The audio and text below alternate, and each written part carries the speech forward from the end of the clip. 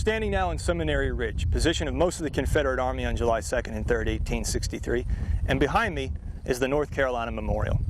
The North Carolina Memorial honors the men from North Carolina that fought and died on this battlefield July 1 through 3, 1863.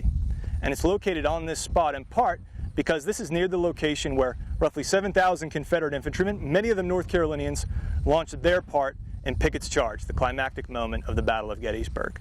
The North Carolina Memorial today is one of many monuments that dot the Gettysburg battlefield. It was designed and sculpted by famed sculptor Gutzon Borglum, who also designed Mount Rushmore.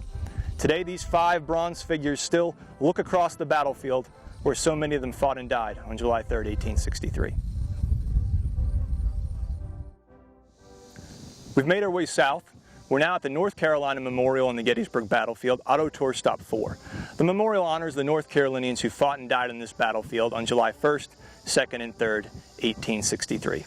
More importantly, though, we're on Seminary Ridge. 2 ridges run south of the town of Gettysburg, roughly parallel. One is called Cemetery Ridge, and you can see Cemetery Ridge about a mile across the fields behind me, marked by the prominent memorials and monuments you can see today.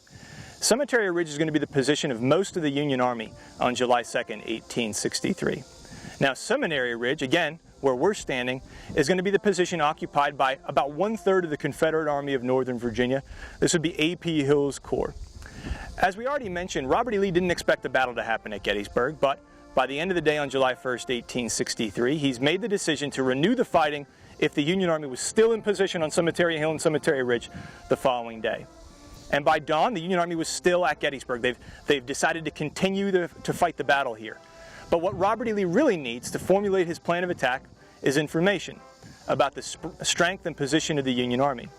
And to get that information, in the early morning hours of July 2nd, 1863, Robert E. Lee will send scouts out to scout out the position of the Union Army.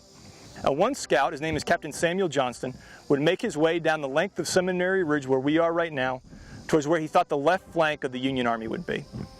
And Captain Johnston is going to report back after his reconnaissance that the left flank, the left end of the Union Army is vulnerable. It's in the air. And Lee is going to use that information to formulate his plan of attack for July 2nd, 1863. And here's Robert E. Lee's plan. He wants to launch 2 simultaneous attacks against the Union Army, positioned again a mile across the fields behind me.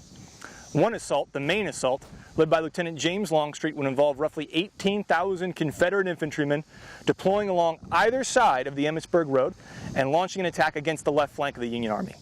At the exact same time, on the opposite side of the battlefield, in front of Cemetery Hill and Culp's Hill, Lieutenant General Richard Ewell, commanding one of 3 corps in the Confederate Army, would launch a diversionary attack against the Union positions at Cemetery Hill and Culp's Hill.